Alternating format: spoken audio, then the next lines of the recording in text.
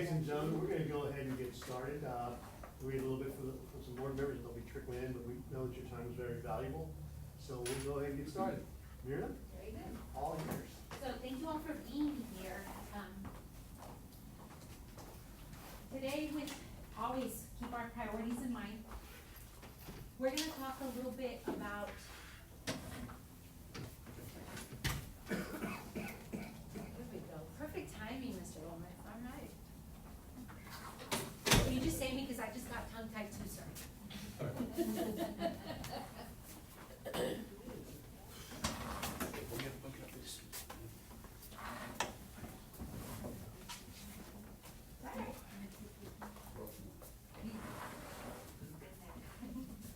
Still there. We're good. So we're gonna have a really brief recap about last month's leadership. Where we can, we try to make connections from with the information that you heard last month, and some of the connections that we make and how operations comes in to support some of those pieces. You're gonna hear from human resources, PPS, technology, finance, and the next steps of where we're at with our calendar and just with the district in general. So last month, Mr. Chavez and his team presented all of these areas. I'm not gonna read them to you, but they're all relevant with the demographic data, the student data, there was some testing, early childhood data. All these things we're gonna try to fit in into what, how that fits into the budget process that we're about to embark in. Mr. Williams is gonna talk to you about how he goes, the process that he follows to identify facilities, how he walks in, his team walk it through from, inception to conception. So he's gonna go through that process that he follows with his team. Mr. Greathouse is gonna give you an update of Chromebooks, right? That's the latest thing that we heard. What's the strategy behind making the selection and where are his next steps moving forward? And how that supports the student assessments that you heard about last month. Ms. Trevino is gonna tie in a couple of things about substitute pay. Last month you heard about campus visits, going to visit temporary classrooms. Here's some of the things and how it falls in and how it affects our substitute rates and our substitute need. She's gonna talk to you also, we've heard a lot about the stipends that we have and what's rolling out next. And also the SEL, that seems to be a really, really hot topic right now. So she was gonna talk to you about some of the supports that we've had embedded throughout the year for SEL at the campus level. And then finance, Ms. Bentley's gonna wrap it up to talk to you a little bit about what responsibility, we're about to get into that budget cycle, right? What are the responsibilities and what can you expect over the next few months to include the budget cycle, the what funds you're required to report. We're gonna go through those pieces again. Last month, you also approved the audit report, that annual comprehensive financial report. So she's gonna go over some highlights and some concerns that we have moving forward into next year. So with that, I'm gonna turn it over to Mr. Williams so he can start us off. Good morning, everyone. As Ms. Martinez stated, we want to talk about from concept to completion. I stand on this side. Well, I'm gonna get out of your way and go over there. Okay. So we want to talk about concept to completion, how we look at putting plans together to identify spaces that need renovation or need some touch-up. About 5 years ago, when the superintendent came, he put together a plan with the board of what that might look like, and he centered it around a template using what he called the innovation zone, 5 innovation zones that we have here. That gets us up till today. So when we look at that, the things that we look at from an operational lens is how we contribute to make the district, some of the goals, in particular, how we get to a B or better by, I forgot what year it is, but 2028, okay, by 2028. So this is our take on how we're helping and supporting that vision, right? So again, about 5 years ago, we came up with the 5 innovation zones, and so I wanted to talk to you about, from again, the operational lens, how we contribute to providing facilities and making sure that those facilities match the academic piece and supporting that. So when you look at a district, you probably have what we call a facilities plan. Maybe about 7 to 8 years ago, the district embarked upon a facilities plan and put together a blue ribbon committee. But normally when you do something like that, it's on a wide scale, it takes in all of the pieces of a district and every facility within that district. You work with architects, engineers, and you put this, and you put a big, eclectic, group together, board members, community members, students, teachers, and some, and different staff and administrators. Well, me coming into the district about 5 years ago, almost 5 years ago, and looking at the vision of these, zones, I saw this plan, or went through it just briefly, and I said, okay, this is great, however, we don't have the capacity for a bond right now, and it doesn't look like we're gonna have the capacity for a bond anytime soon. So this elephant, or we don't eat elephants in America, so this cow, I cannot eat this cow and swallow this cow in one bite. So how do we now truncate that down so that we can meet the goals of these innovation zones from our operational wing? So what I decided to do, taking from the academic side, in my background in academics, we do learning walks and put information from the learning walks together with a committee of folks walking around observing. So I took that model and said, you know what, we're gonna do facilities walks. However, we had to do different types of facility walks with different groups of people to make sure we had the information that we need in order to put a plan together on a lower truncated plan or style. So what we did first, identify the campuses that are going into innovation in year 0. Once that happened, we did that from the team, from academics and innovation office. Next, we have what we call the maintenance huddles. The maintenance huddles are basically, let me see, they don't stay on this page, but I'm gonna go to the next page. The maintenance huddles, in those, let me go back. Those schools that are identified, of course, we're not in year 0 anymore, we're like in year 4. Those are the schools. But we didn't start with all of those schools in year 0. We only started with 2.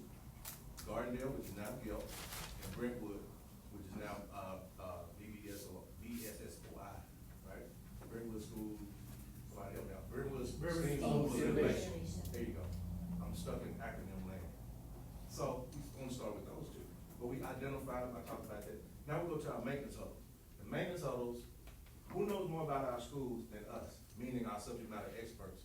So the PPS team, I pulled all the foremen, see the picture there, the leadership there, the 2 coordinators, Mr. Cantu and Mr.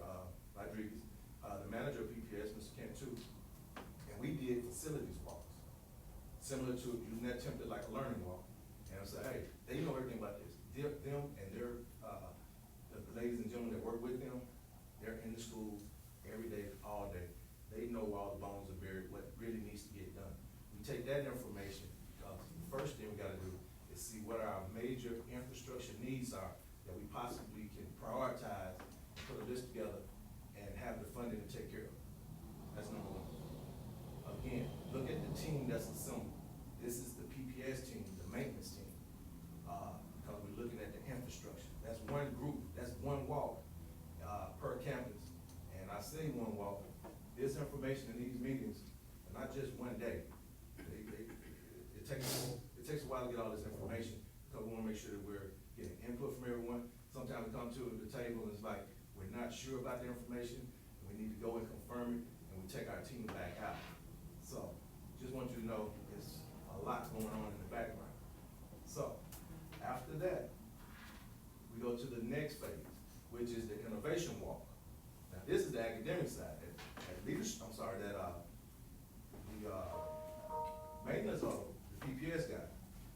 The innovation walk is the academic team. We have a representative from the Office of Innovation. We have a representative, of course, from the PPS team. We have the principal of that campus, or one of the campus leaders from that campus. And we also have someone from technology, and of course, the OP, the operating partner. Because most of these innovation campuses, or the bulk of them, are under 1882 agreements, and we have a partner. So we wanna make sure that everyone's at the table with a voice on the wall, giving us the information, us meaning, the maintenance team. During those walks, it's not time for the maintenance team to really give their opinions about things, or what we think should happen. This is from the academic programmatic side, we wanna know what you need, and we may just ask clarifying questions. We're just writing down whatever you say, right? We take that information back and combine it with those priorities that we're setting on the infrastructure side. And then now what we do is bring that to a different team, which is the leadership huddle. And when we talk about doing that huddle, are the things that we talked about in that maintenance, we put all that information on the table. What we talked about in that maintenance huddle, what we talked about and gleaned from that innovation walk, and now we talk about the scope, that's what that S stands for. I'm gonna read this acronym out to you. We talk about scope, we talk about the budget, we talk about the timeline to get the work done, and we talk about procurement. Because there may be a heavy lead time on certain things.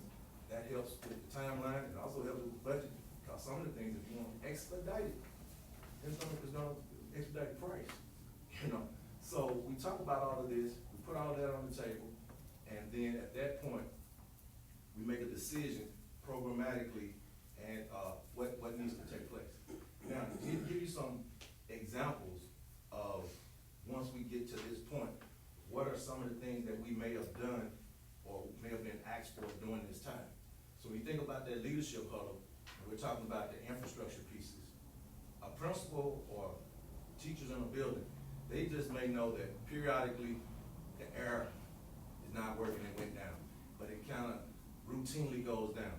So they know something's wrong with it, but they know we get it back up and running, you know, probably an hour or so. So it's a nuisance, but they don't know how big a deal it is or how big a problem it is and how much it costs to get maybe a new chiller. And so what we're doing is repairing it, you know, maybe so it can hold up another 6 months, maybe a year. Those are the things that the PPS team know and say, hey, we probably could continue to do this for another 2 years, you know. Or they may say, sir, it's barely hanging on, we gotta get one.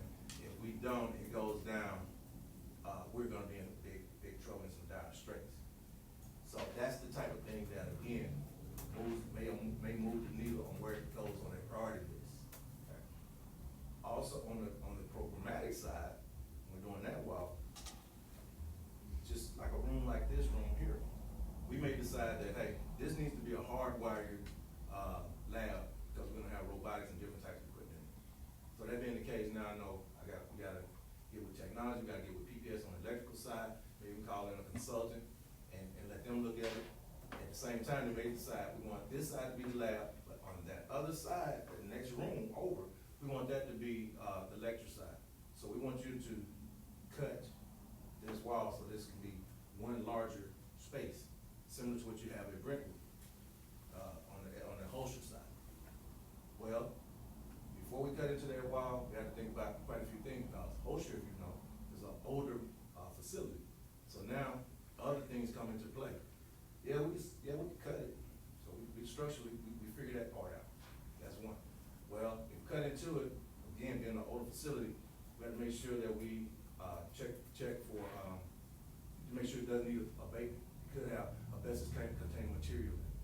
So all of these factors go into all of those different pieces when you look at it. So that's sometimes, before we bring things to you, we have been working with this, in some cases, 9 months. Right now, we're doing and wrapping up our innovation walks.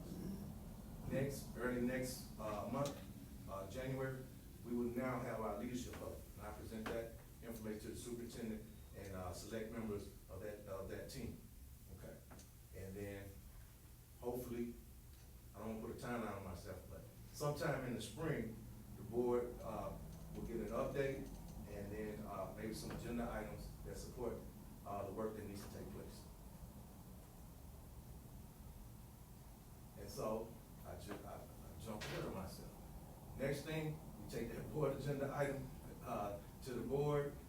Hopefully, you all get a good understanding of where we're trying to go, how it fits into the plan of making us a B or better. You said, okay, that sounds great, Elvis. It's approved. Now go make it happen. It's just that simple, even though it's complicated. That's what I have. Any questions for Mr. Yeah, any Williams? questions? Very thorough, thank you. It's a long stretch from having a one-page document This is everything that happens behind the scenes by the time it even makes it to that one pager for approval. And it's important that we keep that in mind, you know, that a snap your finger and make it work. We tried that, it didn't work. It didn't work. Good morning, I do believe it's still. That snap your finger approach, that's something we do pretty well in technology, we don't usually have a choice. There we go. We need this up yesterday. Yeah, so today I wanna talk to you about, as Ms. Martinez indicated, about Chromebooks and about, you heard a lot last time about assessments, and about how we're approaching assessments and why assessments in the district. And I wanted to give you sort of an explanation of what we're doing in technology to support a successful assessment culture. But first, let's talk about the Chromebook selection. So you may not know that we have actually purchased 5,000 Chromebooks and are in the middle of distributing Chromebooks. We acquired, we make sure my terms are okay. We acquired 5,000 Chromebooks, and I'll explain that in just a moment. But let me go back to, and give you just a little bit of history. In this district, we have historically gone with laptops for students. And at the time when that decision was made, it seemed like a good one at the time. Laptops are sort of an all-in-one. They certainly will work for students, and for staff, and for everybody. We all use them all the time.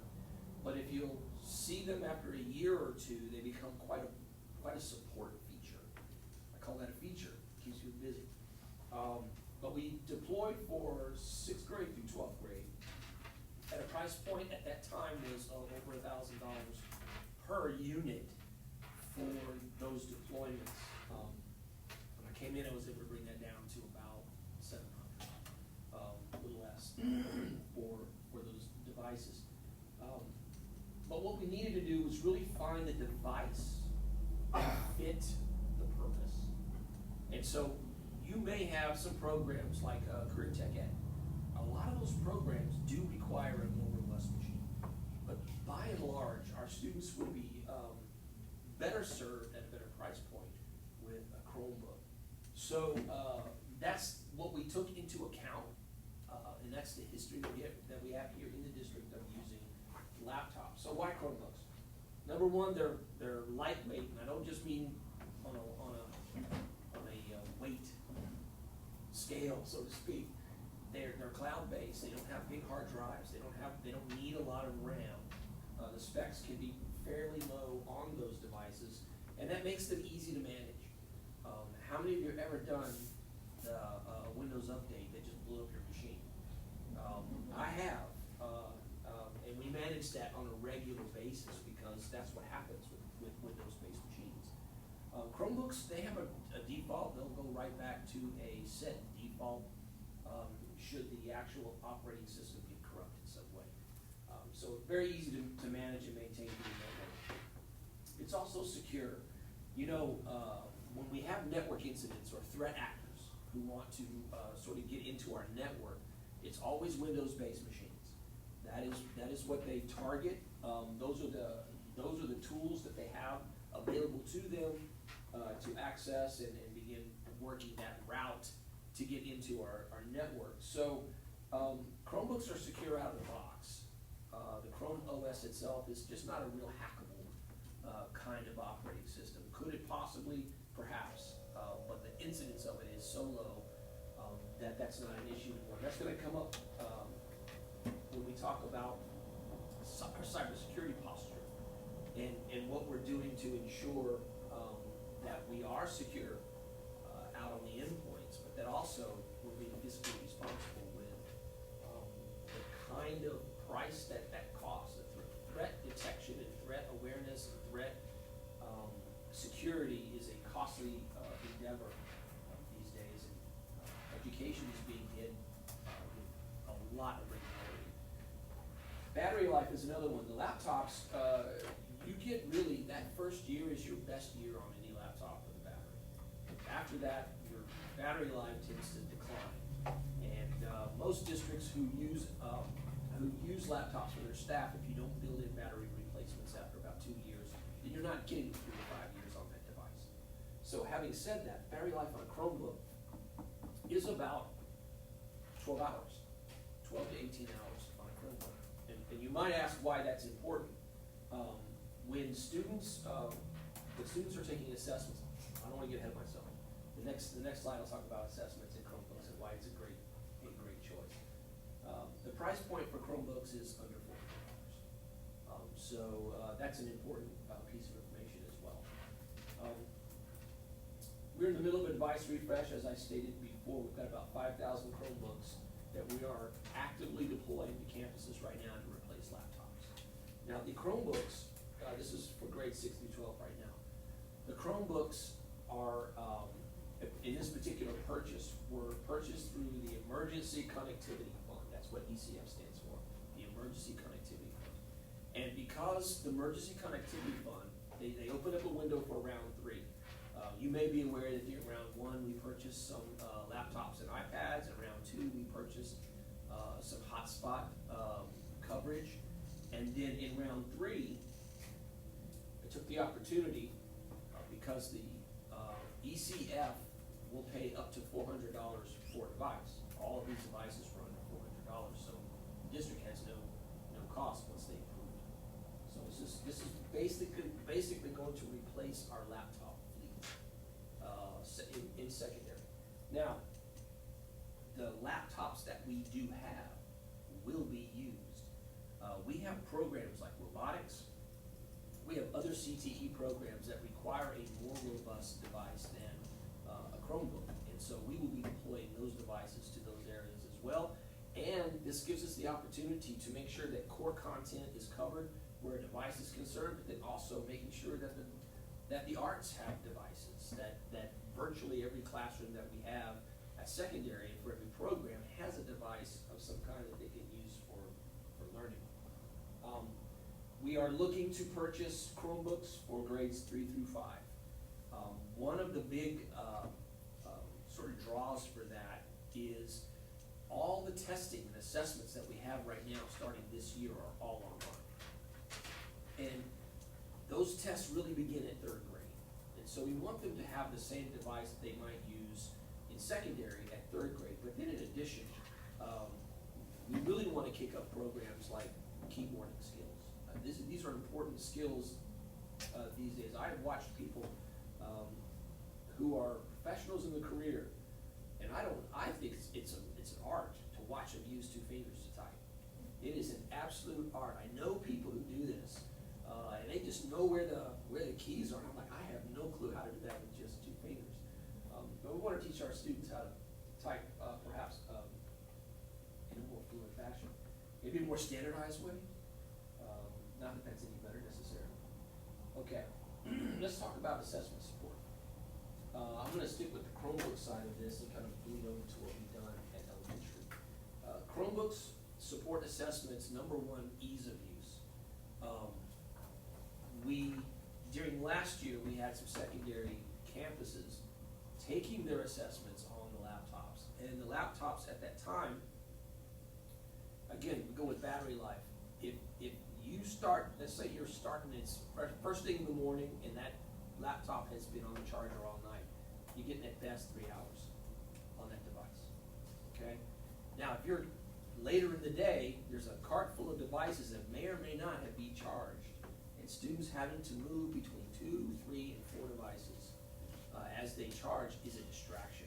It's a distraction to the assessment, and I don't think that we're going to meet these goals right here that we have with all of those distractions that happen, because then the student has to log back in, has to get back into the assessment where they were, and then have you ever been so concentrated on something and then been distracted?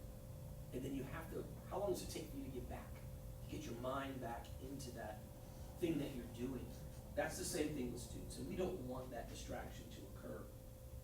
So, again, that battery life, that 12-hour battery life, we deployed an initial 2,000 of the 5 back in late September, early October, to get them in line for local assessments and for the interim start.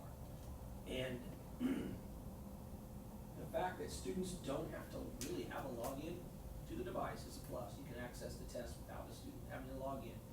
The reason that's important, I'm giving you a lot of probably really boring information, but let's say 5 students don't know their password.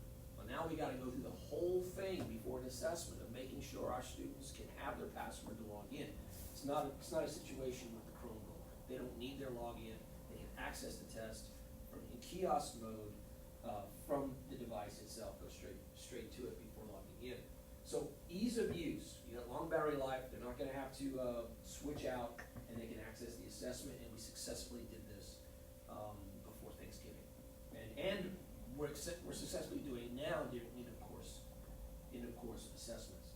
So again, that is how we're supporting assessments as we move forward and plan and blueprint what devices students would have, what's appropriate for them to have. Now, at elementary, historically, we're iPads, K through 5, right? Got tons of iPads out there, and with all assessments being online, when that assessment shows up on the iPad, it takes up real estate. The keyboard, the onboard keyboard that pops up takes up real estate on the iPad. So students have a thinner window. Maybe the item doesn't show all the way and they have to scroll up and down to read the item and read through it. So what we did this year was we purchased these wired keyboards that actually cradle the iPad, and it being wired, I don't have to worry about Bluetooth not working. As soon as you plug it in, it's accessible to the device, and the students have the full screen. It almost looks like a laptop, like even a small Chromebook, where you've got the keyboard and the iPad right there connected.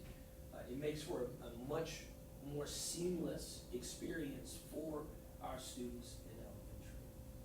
So that is how we're supporting assessment right now, and that is the end of my presentation. Do you have any questions for me? Yes, sir. That the Chrome will be compatible with a keyboard? The Chrome comes with the keyboard. Comes with keyboard? This one is specific for the For iPads. iPads. Yes, the iPads. Yes, sir. So you said the Chromebooks don't require like a login password like the Windows? They do to log into them if they're gonna use them, like for Office 365 or for anything else. They don't require a login to take the test. Yeah, so there's a kiosk mode that's available that accesses the network and allows them to go to the test site, and be able to use whatever method they use for accessing their assessments online. So there's still credentials, I think that's your Oh, yeah, question. there They're are to get in the credentials, machine, yes. I was specifically referencing just the assessment. So if like the device gets lost, it's easy to like disable? Yes, yeah, we use a service called Absolute. And actually, these will go into another service called Intune as well. I'm not sure the functionality of the Google Admin Panel at this point for doing that. I believe it allows us to push apps, but doesn't allow us really to access and shut it down. But our other tools that we use will allow us to not just do that, to locate where they are. And you said right now we're at 5,000 on Chromebooks? 5,000 Chromebooks. And we have like an enrollment about like 8,000, right? So Total enrollment, so if you think about enrollment right now, we're talking about 6th through 12th grade. So in my calculations, this should take care of all core areas and even more with replacing, with replacing the laptops that are out there. We've got 2,000 laptops, 2 of the 5,000, I'm gonna say this wrong, I got them confused in my head here. We got 5,000 total Chromebooks, okay? 2,000 of our laptops are completely end of life. They are no longer servicing anybody, right? So this is why we got 2,000 of them up front first at the end of September, so that we can supplant schools that have a vast majority of what we call 3189s. 3189s and 3190s, those are the ones that are end of life. It is an abysmal situation to have to use those for anything. And so we want to make sure that we replace those first. That's what we did with the initial 2,000. So the rest of them are to help replace the rest of them. I like how you were talking about keyboarding skills, because I already benefited that in learning it in middle school. It is a very valuable skill. It has served me throughout my entire career. I don't always type the right thing, but I can type, I can always type. So, I know that you talked about the Chrome having like its own, I guess it doesn't get as many viruses as a laptop would. Right, they don't get viruses, most of your viruses, I'm sorry, go ahead, ask me. So, all that we've gone through in the past as far as what happened after Longbow. Our network. Purchase that, security system that cost like Carbon black, $10 $300,000. million. Yeah, it was, So that'll work with the Chrome? So what- Make it more secure than what we have now. So that is a fantastic question, because we are coming up on the anniversary, and I'll be talking about this next month. We're coming up on the anniversary of the renewal of our carbon black utility. And what carbon black gives us is endpoint protection, where I get a notice from this endpoint protection. I'll give you an example. Happened to us probably 2.5 months ago. We got a notice from Carbon Black that a student machine was running a PowerShell script that contained virus activity. That was inside the district. And we were able to use our utilities to locate exactly what classroom that was in. And I sent folks over and we reclaimed that device, and we've gone through it, and it wasn't really a threat. But if it had been, we would have known exactly where that device was. And that's what that endpoint protection gives us. Now, what this allows us to do is it allows us to reduce the amount of licenses we need, because we don't need the endpoint protection on this. And so by reducing that, I'm gonna be bringing that to less than $50,000 for endpoint protection to cover staff devices and to cover our server environment. So, and I'll talk a little more about that next month, but does that answer your? Anybody else? Awesome. Thank you all very much. Thank you. Okay, well, good afternoon. I know we've talked a lot about support, and again, we know, I know teacher turnover, actually our profession in general, I know it's a high crisis. I know this morning they kind of talked about it. It's one of the professions that we know has a high turnover, and we are seeing it. But I want to give you a report and give you an update, just a lot of those supportive measures that we've been analyzing as a district, and how you have supported those measures, and how, just to give you a report on how it's impacted, and so we can kind of see where it's at. We'll go over the substitute report, how it was last year, the same time frame, and where it is now, and just kind of giving you an idea of where we are with our fill rate. And then also the incentives and stipends and how those have benefited our employees, because of course we're big on recruiting, but how can we retain as well? You know, we want to make sure that we're retaining the right staff, right? So a lot of those incentives that you have approved have really helped in that area, and I just want to kind of give you an update on that. And of course, the hot topic item that we said that has been and continues to be, not only for our profession, but just in general, is social-emotional support for individuals. We see it for our students, but we're also seeing a lot of that for our staff as well. So I just want to give you an update on that. So first, our substitute report, as I mentioned, our goal is to recruit and have a high-quality teacher in every single classroom. Of course, when they, of course, themselves have to be out, we want to make sure that we also have an individual that go in there and support our students while the teacher is out for whatever reason. So that's why it's so important to have a substitute for every single classroom. Last year, we did start the school year with 68 vacancies. So of course, we struggled to make sure that we had a substitute in every single classroom, because we were even struggling to entice and recruit substitutes. So when we increased the rate was back in the end of September, when we came to you and you approved the rate.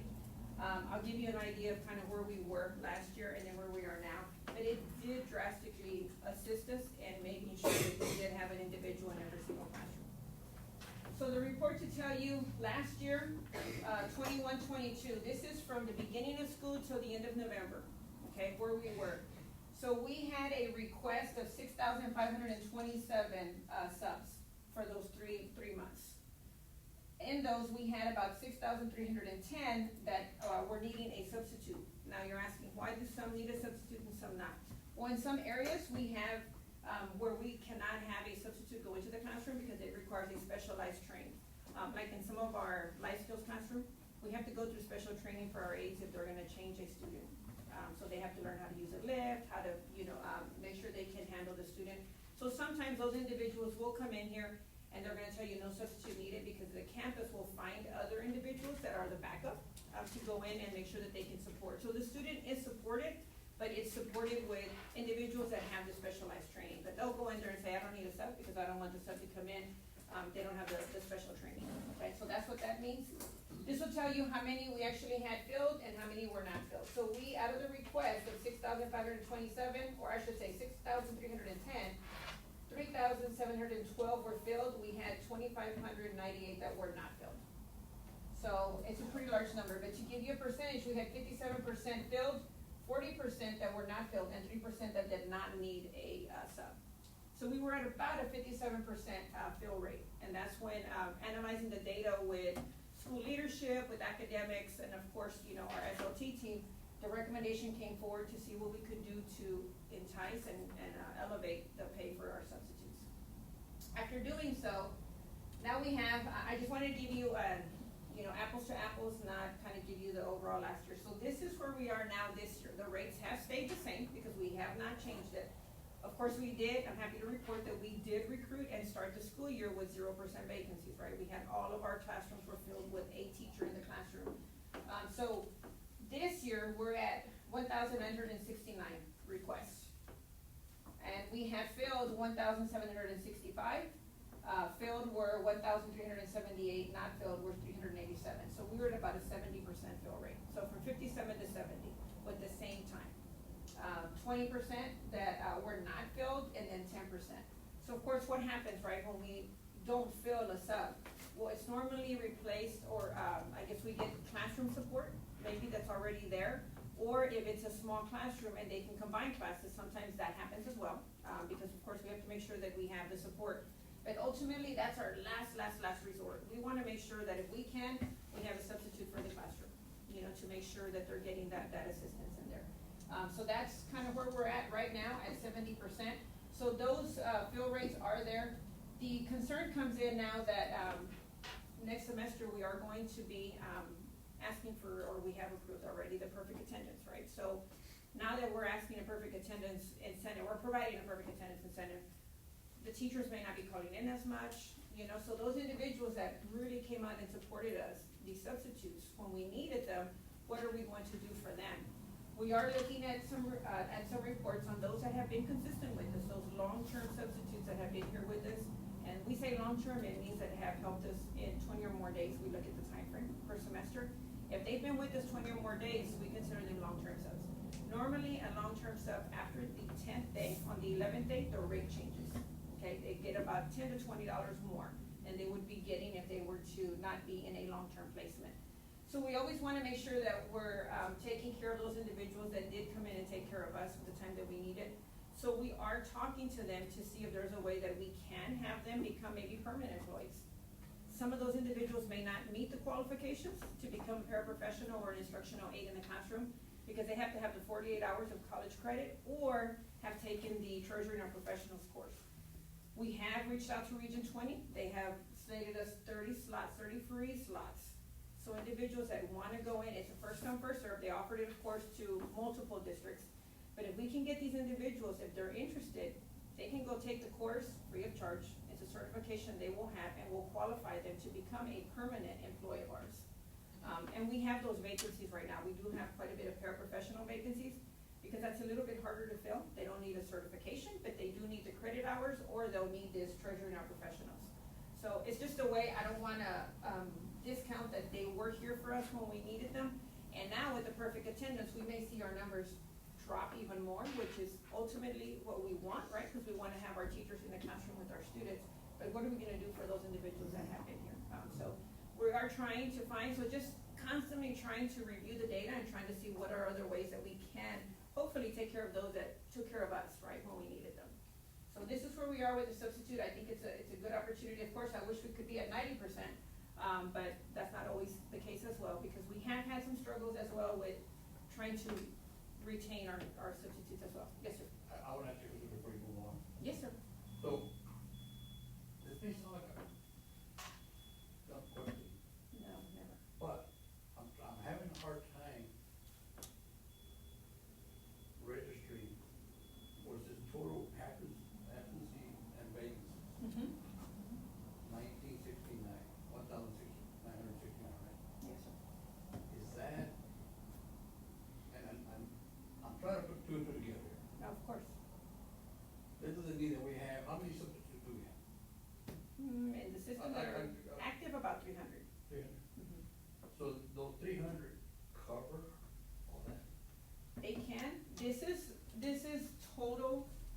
3-month time frame. Like we have maybe 20 days, So right, in they're every close, month. right? Correct, right. So, and vacancy meaning there are some that, because since the beginning of the year, we have had some teachers leave. Some that were retiree hires or some that, I mean, in general, right now we have about 19, positions. We started off at 0, but since then they've left. So just trying to find ways, and when they come in, we do the exit interview, but before they even get to that, we're trying to do a lot of that support, because it is a lot of our individuals are having some of that social emotional support that is needed. You answered both of my questions earlier, and I'm trying to figure out how those maybe 360, just let's say 350 subs, Right. for argument's sake, are covering this, and then we get to a point where we don't need those 350, and you answered my question, we try to, keep them, put them somewhere, or use them somehow, because they were there when we needed them, and now we don't need you, I'll call you when I need you, stuff like that, and that discourages a lot of people from being subs or helping us in the long run. That's correct, and that's why we're trying to see what we can do to put them in a permanent position, so that they can be with us. And then even once they get to that point, because even some of our substitutes have taken advantage of the Teach Worthy program. Well, what can we do to kind of build them up, to become a paraprofessional, then become a teacher, if that's what they desired, but supporting them in that way as well. So we're trying every possibility to see. Now, that's of course if that's an interest of theirs. It may not be an interest of theirs, but we're trying to see what we can do. So we always want to try and bring them in permanently, but we always want to have a good pool of subs to fill in the classrooms when needed. Now, the perfect attendance, I will say, the way it was approved was that the recommendation came forward that if they are to be used for professional development, or if they're doing an official school business, like if they're a coach and they're taking a team to a tournament, you're still gonna need subs for those types of reasons. So we're still gonna need some subs, we just won't be needing them as much. And if it is something that, maybe teachers, they have the days, maybe that has been accumulating, that they're taking more days because maybe mentally the need is there. So what can we do to support them? So trying to find different avenues to try and keep them, but then also trying to see what can we do to try and keep our substitutes as well. So just trying to play that balance. I think we'll probably know a little bit more, I would say like February or March, once we've had the perfect attendance incentive start, and we can manage and analyze that data. So hopefully for the next presentation, that'll be something I can bring forward. Since the inception of the perfect attendance, this is what we've seen, and this is kind of where we're at. So but thank you for that question. That's my concern too, is that they're here now, oh, we don't need you now, no, because we're gonna need them. If we're having a hard time getting them, and then we Right. do get them, and Absolutely, then we get them in, like a fifth out, right, that's a. yes. Do we have any data where we're tracking the impact of children when we have, these vacancies? Or, to see how does that affect grading, how does that affect testing? Do we track any of that so that we know what kind of impact this is causing our kids? We do, and I know that, I'm not sure with the academic side when they presented some data. I know of course for me, I hear it because it's me, right? It's affecting me when I hear, well, we had vacancies last year, and this is kind of why we yielded the results that we did. I know this year even more so when we're looking at it. We're even tracking as far down as if they're in an alt-cert program, and what type of alternative certification program are they in? Because then that'll help us when we go recruit. If we have teachers that maybe are in the classroom, but are not doing so well because the preparation program did not do as well, then that will help us when we go recruit. Not we're gonna shy anybody away, but if I have to pick between a Texas Teachers and a Teach Worthy, and I know Texas Teachers programs don't prepare their teachers that well because we're looking at our data and their success rate is not great, but then we're gonna go with the Teach Worthy candidate.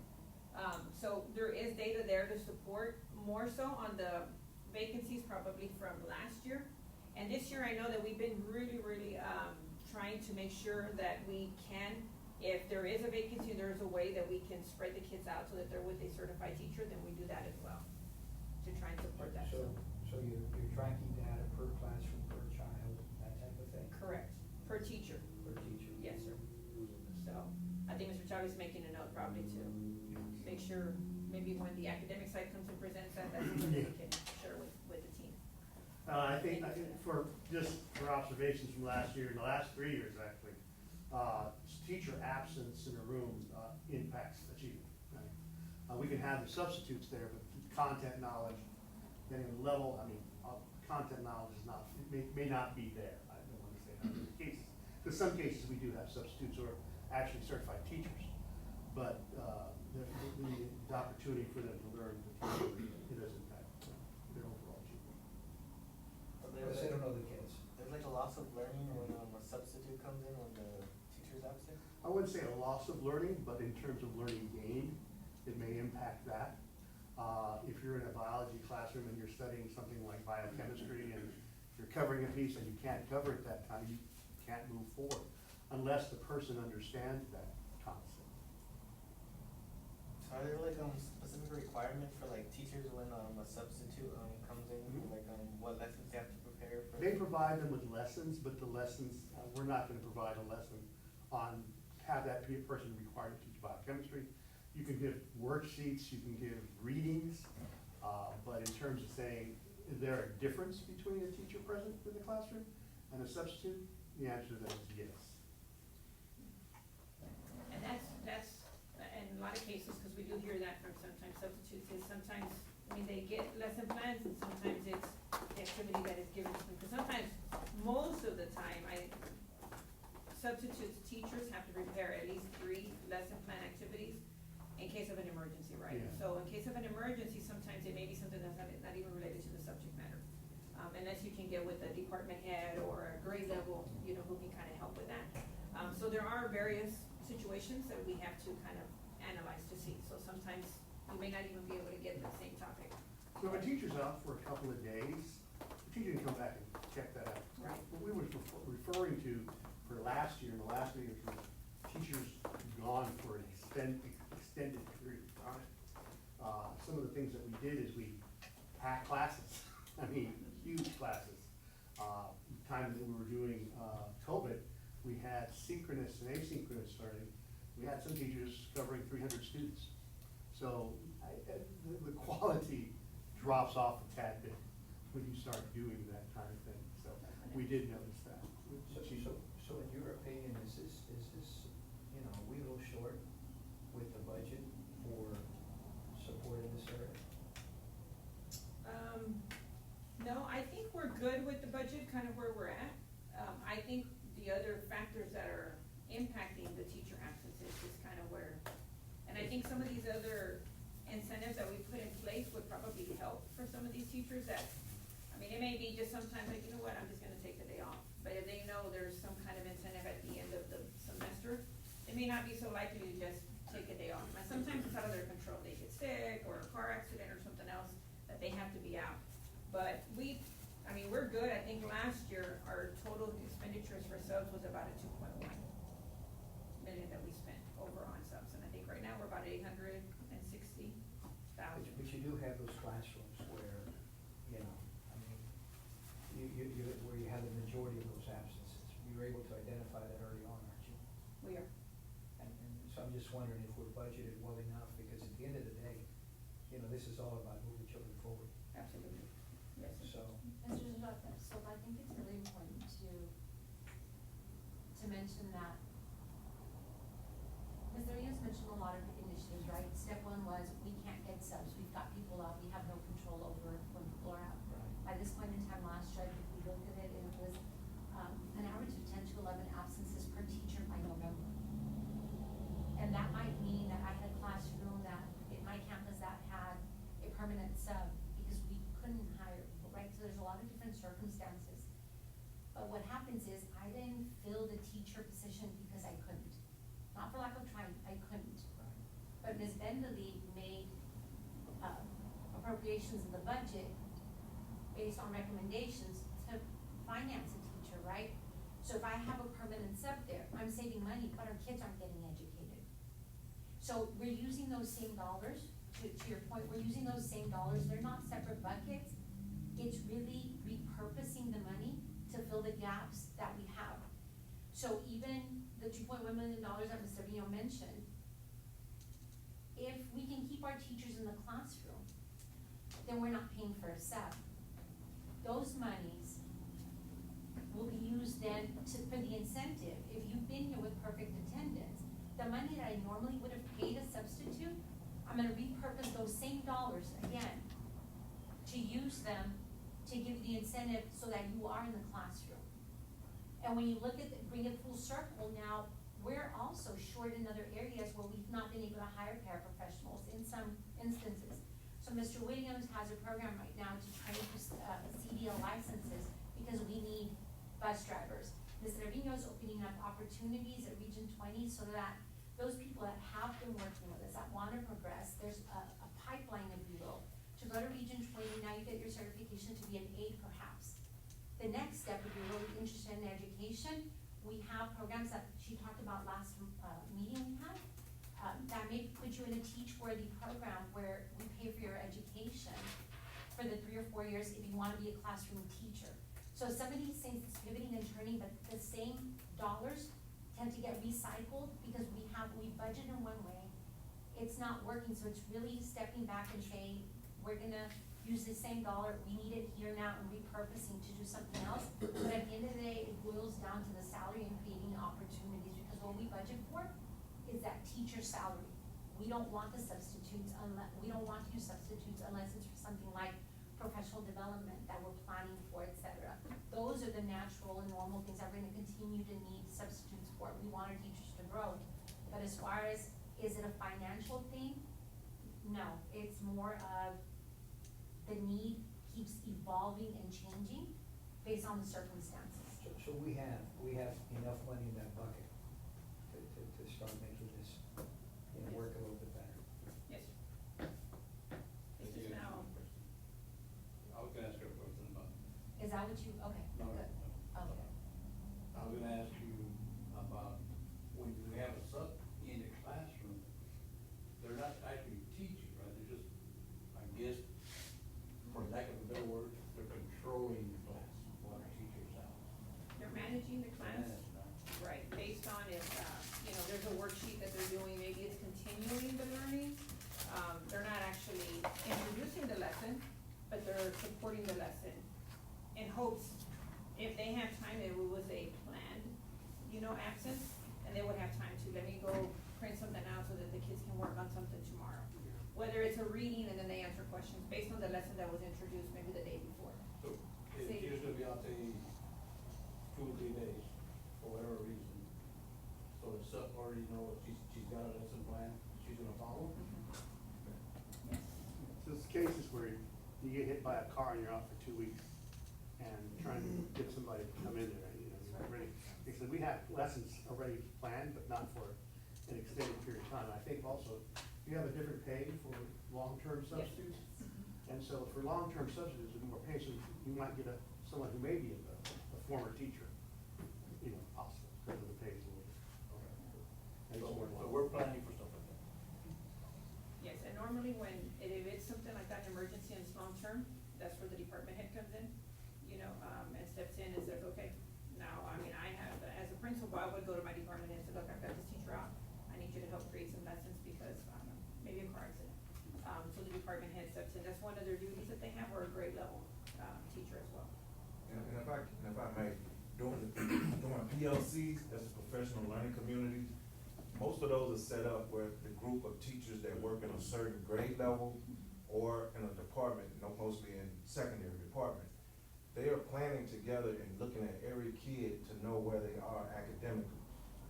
In saying that, if you had an emergency where something happened to a teacher normally has a folder, we call it a subfolder, with work in case they're gonna be out just one day, and it's at the last minute they're gonna be out, just to have review type work in there, okay? That's one. But in a accident type situation, the grade level leader or the department leader, like she said, through that PLC work and where we know we're heading as a department, let's just say biology, they can share lesson plans that this individual teacher has that teaches the same subject matter that this teacher teaches, and use that information and work with the sub during PLC time to kind of help them understand how to deliver the information. Not all subs may be, like they could be a certified teacher, but they may be a certified teacher in math And then I'm in a biology class, so I may not have that background and that content information, but I do have the pedagogy and know how to deliver information. So that's the PLC's really up to. And it does happen where we're both teaching Algebra 1, like he says, we're planning. If I have a long-term teacher and I'm introducing a lesson maybe in 3 days, I can teach it to my class, and if I know Miss Pam's class is out, well, then that stuff that's assigned to Pam can come cover my class while I go introduce the lesson to those students. You know, so I can go in there and teach the class, and so it's just really working together and planning. And that works really well if you have an A-B schedule. Correct. Yes. So let's say something like that does happen where like one teacher's out, but we have another teacher like that covers the same topic. What if it like overwhelms the teacher that they have to like go into another classroom? Like, are we like providing incentives for them also? We did, what we started doing, last year was those individuals that had extra students, is that we were providing them some extra duty pay. Because after hours, if they were having to, you know, maybe help with, grading or building lessons, and we were providing them this extra duty pay. Are we still doing that, the extra duty pay? We haven't had a request this year from a principal letting us know that we have individuals that are doing that. So I'm thinking because of the lower number of requests, you know, that hasn't come, you know, to fruition, but it is something that we have right. Anything else, themselves? All right, so next I have the incentives, just to give you an update on where we are. So over the ratio kind of ties right back into kind of what we were talking about. These were approved and should be paid out in December. Over the ratio is for those individuals that we normally work on our staffing based on a formula. Like say elementary, we have 22 to 1. If there is a classroom that has, you know, 23, you know, do we go out and request a new unit, right? Well, in most cases, probably not, right? So, and in some cases, especially where we are right now, we may not find a certified teacher. So we could open a position, but we may have students that are not gonna have a teacher. So instead, what we did is that over the ratio, if they were having students that were, say those teachers who were supposed to be at 22, if they have 1, 2, or 3 over, we approved an incentive to pay them $200 per grading period. If they kept, you know, 1, 2, or 3 students over, and they kept them in their classroom. So again, incentivizing those that are taking the initiative and said, you know what, I'm okay. And that was an option of the teacher. If they said, I'm okay to keep 1, 2, or 3 over. Once it became too much, then they could say, you know what, I don't wanna do this. Go ahead and open up and see if we can hire a couple, you know, another teacher. So right now, we have 7 teachers that will be receiving the over the ratio stipend. And then our enrollment also fluctuates, right? So that is why we were looking at, keeping the over the ratio, but we're monitoring the daily enrollment so that we know. It has to be 50% of the time. So say in one grading period or 1 6 weeks grading period, there's 6 weeks, 3 weeks out of those 6 weeks, they should have been over the 22 to 1. And if that's the case, then they receive the $200. So they'll get this payout in December. If they did, right now we have 6 of the 7 that'll get 200, which meant we had 6 teachers that were 1, 2, or 3 students over. And we had 1 teacher who was actually getting $600 because that individual did maintain over the ratio enrollment for all 3 grading periods. So they'll be getting $600 in December. Longevity, of course, that's going to be a retention that we've been doing, that we've been approving the past couple of years. But what we wanted to do this year is really incentivizing those that have been committing to the district for years, right? So instead of just paying everybody a flat out, you know, 500 or 200, 300, we've given multiple. Now it's let's stagger it and let's cheer for those individuals. If you've been here, you know, longer than, you know, the average, then we're gonna give you a little bit more, right? So that was the longevity. So that will also be paying out in December. So that's just based on the years of service that they've been here, that's how they'll be paid out. And that's all employees, all full-time employees, I should say. Our buyback program, we have seen, this is our buyback program that we just approved. These are individuals that are retiring. We do see retirements, of course, all year long. But most of them will happen around December or January because they can get a full year's credit. Most of them, they stay through January. So we have, I believe, 5, there might have been 1 more right before I came that was submitting their paperwork. Anywhere on average from, you know, 10 to about 15 days that they're getting that are gonna be paid back. Where I can see this program really kind of exploding is now that we're providing a perfect attendance incentive. Well, now we're asking them not to use their days, so now they're gonna have a lot of days. So when they retire, what happens, before we had this program is that individuals, because our policy says you can be out 3 days before you need a doctor's note, they could go a whole year sometimes, because they had so many days, it was take 3 days, come back for one, take 3 days, come back for one. So imagine the impact and instruction with that, you know, because individuals were really, so providing this buyback program, I think will really help with that. So making sure that we have that. So right now, like I said, 5, maybe 6 that I have that were coming up. We'll probably see a little bit more in June, that'll get the payout, yes. Alright. So Jimmy, Yes. going back when we were talking about who's going through with this, who's getting that, just the teachers? Right now it All the is people, employees that have been with the district. all full-time employees. So, I guess, professional subs, for lack of a better word, that have been with the district for years, did they get that also? Not, because they're not considered full-time. Okay. Right now, they are not getting it. I will say that we're probably going to be coming to you for probably January, to kind of get approval. But we're looking at the long-term subs that have been with us and giving them some type of an incentive. We're still working out the details on maybe what that amount may be. But I do know that we have, teachers and full-time employees, if they've only been with the district 0 to 5 years, they're going to be getting $100. So it'll be probably at that or a little below that, just to kind of make sure that we're being equitable. And I understand, I'm just saying that, if we, the subs, if we're trying to, show that we care and that we appreciate they've been with us long, that would help as well. Right. So I'm just asking. Exactly. So we are looking to bring that probably in January, Yeah. to pay them out, in January, so they won't get it. Yes, sir. So the buyback program, cause we're talking about the perfect attendance right now for the teachers, the buyback program will happen when they retire? Correct. But if they have perfect attendance, they'll accumulate those days.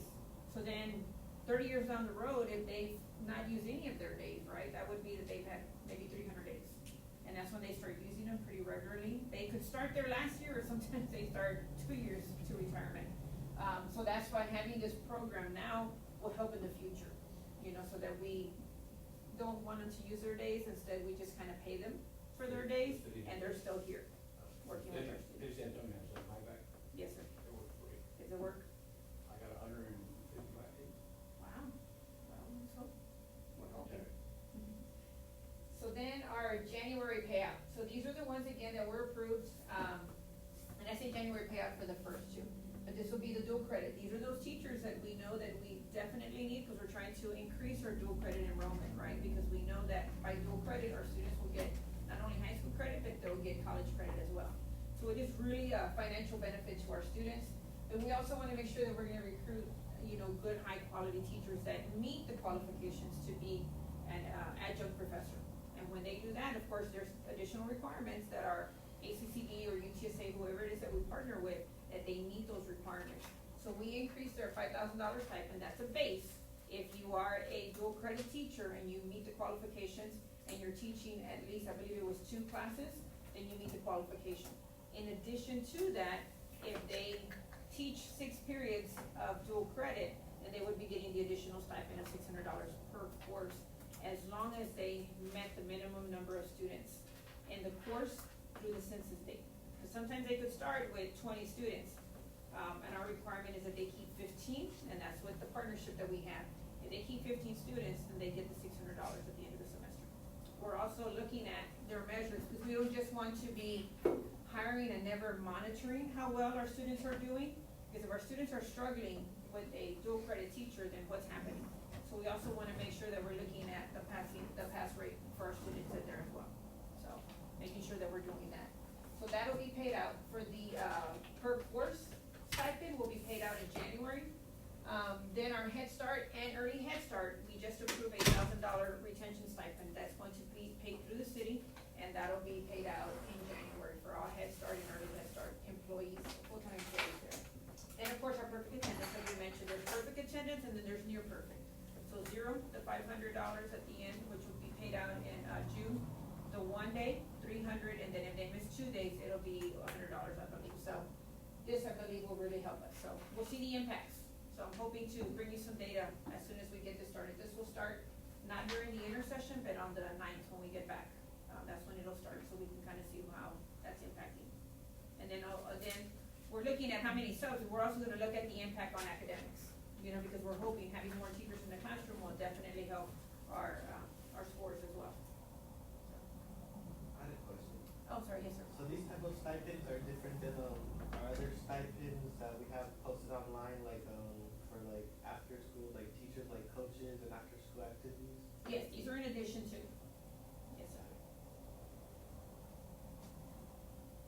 So social emotional support, just wanted to give you a real brief, analysis on how we have this, assigned to the campuses. So currently, right now, at the elementary campuses, we have one social worker per campus that is assigned to the elementary campus, except Gardendale. Gardendale has, their own plan with the city of San Antonio, so we don't, provide a social worker to Gardendale. They provide it to the city of San Antonio, but they do have social support through the city of San Antonio that is provided. At our secondary level, instead of having a social worker, we provide an SEO counselor, right? So that individual goes in and supports the students. Most of the time you have your core academic counselors, and then you have your socio-emotional support. We also have our collaborative that we've had for the past 4 years, where individuals can be referred, and they get assistance that way. We also just approved one through Bexar County. That's a new initiative that we have as well, that is also be providing. We have communities and schools at JFK and at Memorial. The only one that does not have an SEO counselor assigned to them at the secondary campus will be the Fine Arts Academy. Of course, we look at our enrollment and we look at the number of students, you know, based on need. We do have our lead social worker that is assigned to Roosevelt, and she goes and provides support, to our Fine Arts Academy when needed. And of course, we have our, director and our coordinator that are also assigned that can go and provide support. But this is really, a big need, I believe, for our students. So I know that the collaborative will really help us in that, to making sure that we have that, and really just trying to get that information out. Because we do have an employee assistance program for our employees, but if we're seeing some of our employees are struggling, I know that our students are as well. And these initiatives that we have are not only just for our students, but they're for our employees as well. So these collaboratives, so I can see that that will help. I don't know if there was any questions on this. Yes, sir. So the social emotional learning, I know when I was in high school, we had like curriculum, like in the beginning of the day, do we still have that? I know that that's when they had a certain time frame that they were supporting, and I believe that is still in place.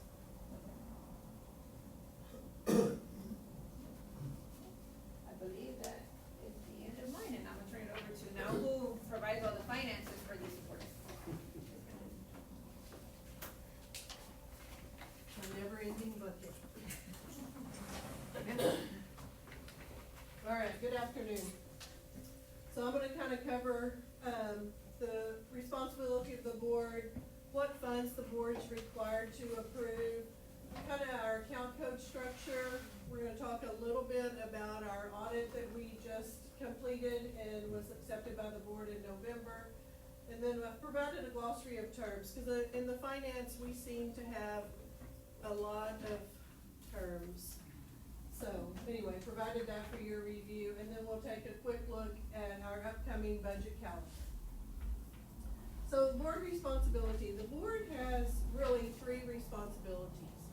They set policy, they hire the superintendent, and they have the responsibility for adopting the annual budget. And the annual budget must be adopted by June for our district, because we are a July through June school year. So by the end of June, we have to have a budget adopted for the next school year. All right, so along with the board responsibility of adopting the budget, there are 3 funds that the board is responsible for adopting. So you adopt the general fund, you adopt the food service, sometimes we refer to the food service as child nutrition, and the debt service fund, or sometimes we refer to it as interest and sinking. So the general fund, what is it? The general fund is the fund that has our instructional services, administration, transportation, PPS, and technology. And those revenues are generated from our property taxes, our state formula, from obviously the state, that's on your attendance and a lot of those type things. A little bit comes from gate receipts, indirect costs, Also, something that is not up there is our interest earnings. You know, in the past few years, interest earnings haven't been a lot, but right now they're starting to look a little nicer, so I wanted to be sure and point those out. What are interest earnings? Interest on our investments, like we've got, X number of amounts of millions of dollars in the bank and we earn interest on it. Alright, so food service or child nutrition. It includes the cost of operating all the cafeterias and any caterings. And the funds come from our National School Breakfast Lunch Program, which are considered federal funds, our a la carte sales and catering. You'll notice, I believe, at our meeting that we did in, we were in October, Mr. Williams covered in pretty great detail all the different programs that the child nutrition and food service programs were involved in.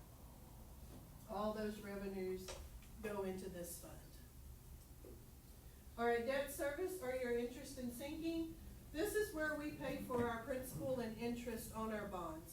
So when the district gets ready to build a building, we sell bonds. So, and then we get all the money in so we can build, Mr. Williams can get all his stuff built, but then we have to pay for that over a long period of time. So this is the fund that takes care of paying that. We pay the principal back and then we pay interest on that money. But where do we generate the funds from that? To make those payments is we generate those from property taxes, and also the state has a fund that they also contribute to the district to help make those payments. And we have to apply to that at the time we do the bond. Yes, sir. Explain the function of a bond. The function of the bond? Yeah, what is the bond exactly? Well, we'll sell bonds to, there's maintenance tax notes, so I believe the district has a maintenance tax note that they, maybe 3 or 4 years ago?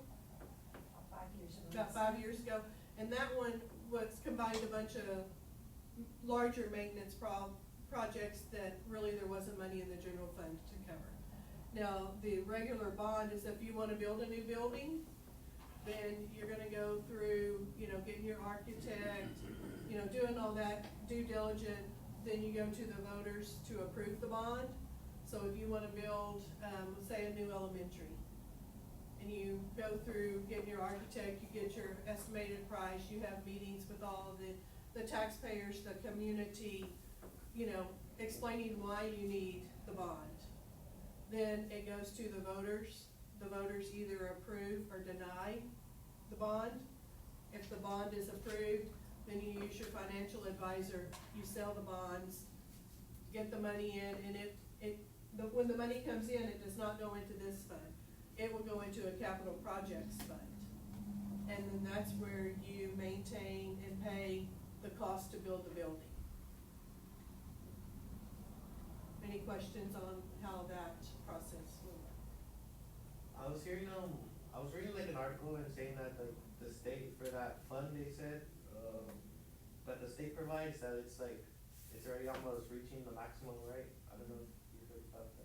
I did, but our application has already been in, and I mean, they've already, at the time we sold the bonds, they were gonna pay a certain percentage for us. And do you know when we'll be done, like, paying the bonds? In about 10 to 11 years, we will have 100% of the bonds paid off. And, I think it's 2033. like those bonds, the latest ones were when we built Stafford and Royce Ceros, right? Well, I'm not positive because we have refunded a lot of them. And we'll talk a little bit more about refunding on a couple of slides on down. So I can't really, I don't know exactly when those were built. Okay, so we'll get to the refunding in a little bit. That is the new money, the last money from bond proceeds was the Van Hall at Kennedy High School. But the last 2 new campuses, yes, were the ones you mentioned. I have one more question, going back to the food service, slide, if we can. Absolutely. I know, when, we have our meetings, like with the superintendent and, the staff, we bring like pizza and, drinks, does that money come from the food service also, like as catering? If we purchase it from our own child nutrition, then that would be a catering for them. Now, if we purchase, like today's meal from Jason's Deli, doesn't have anything to do with the food service. Mhm. That's actually very specific for our students because it is federal monies. We cannot take monies from that fund to pay for an adult unless we pay it back. So we can't use their money. We would have to take monies from our operating fund to pay for the catering, and they provide us a service. We can't use the money they're generating from the students to pay for a meal for us. Oh, so like when we went to, I believe the last one was, they went to, what's that school, Brentwood, we used it from like the general fund, like for the. like, The lunch, Yes. the Yeah. pizza, Can't take a few of you. No, well, we kind of do, but we pay it back. We can't take from food services even when they have, and Mr. Williams mentioned at the last meeting that we have an excess fund balance, we got a ding for being efficient, right?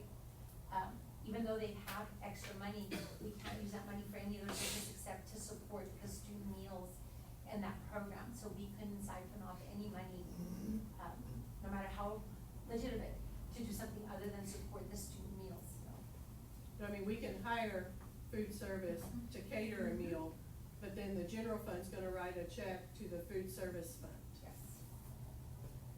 Okay, and I mean, the same thing as while we're talking about food and caterings, that's the same way if we use the Memorial High School Culinary Arts to cater something.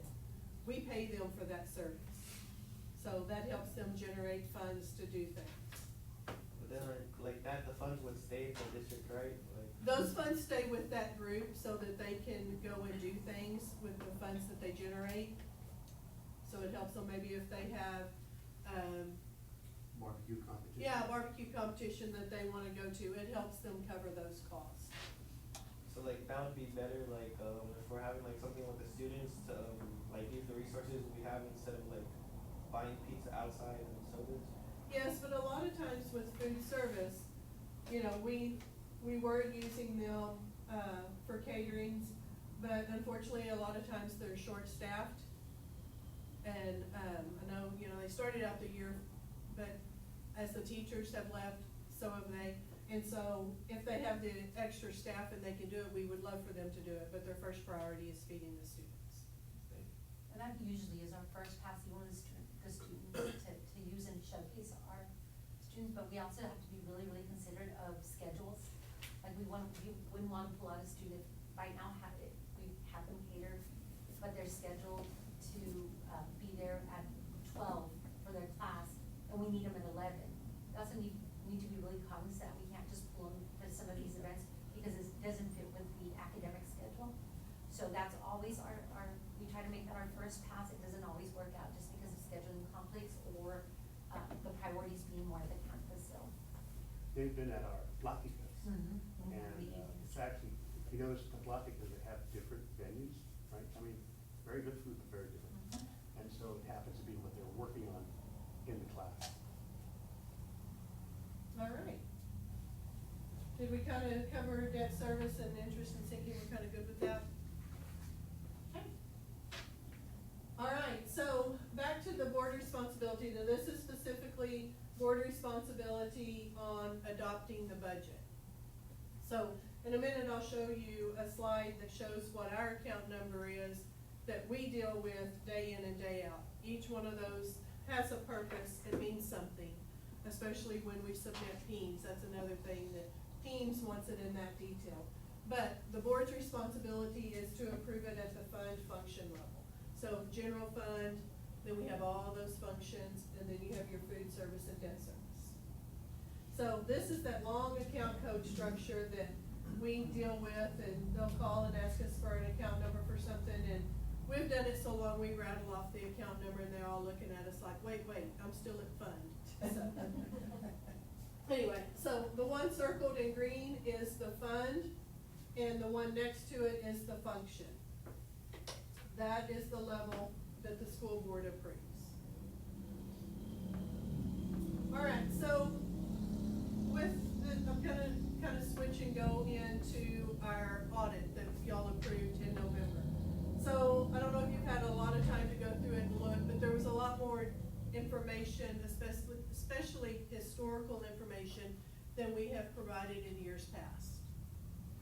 So, we were looking at this particular one about the 10-year historical revenue by source. So this is starting in 2013 and going through 2022. So what do you see? I mean, in 2013, we had 130.1 million. In 2022, we had $134.4 million in revenue. And this is all three of the funds that the board approves. It's general fund, food service, and debt service. I've color coded them. So what stands out? Federal, state property tax. Yes. What about the federal and state study? That's really large, more significantly, the state more than our property taxes. More, on the federal in 2022 than previous years. It's kind of switching, isn't it? Yeah. We're receiving less state. We're utilizing more federal, but also what's happening down here with the orange one. It's kind of staying the same, I guess, cause like, there hasn't been huge development in our. Was it kind of staying the same or is it kind of Going creeping up, up? Yeah, but in the past like Is 3 it years, taxes? it kind of looks. Slower. So, when we put this together, I don't know if y'all remember like the legislative session in 2019. They made a lot of changes to school funding and school finance out of House Bill 3 in 2019. So that started having an impact in 2020. So House Bill 3, they were having tax compression. The state legislative session wants the taxpayers to carry less of the burden. And that the state's gonna pick up more of the burden. But, doesn't really look like it. But, also have to remember, we're in a declining enrollment during this time period as well. But part of House Bill 3 is, district, you're used to getting, I'm just gonna say $100 million to operate your school between your property taxes and your state funding.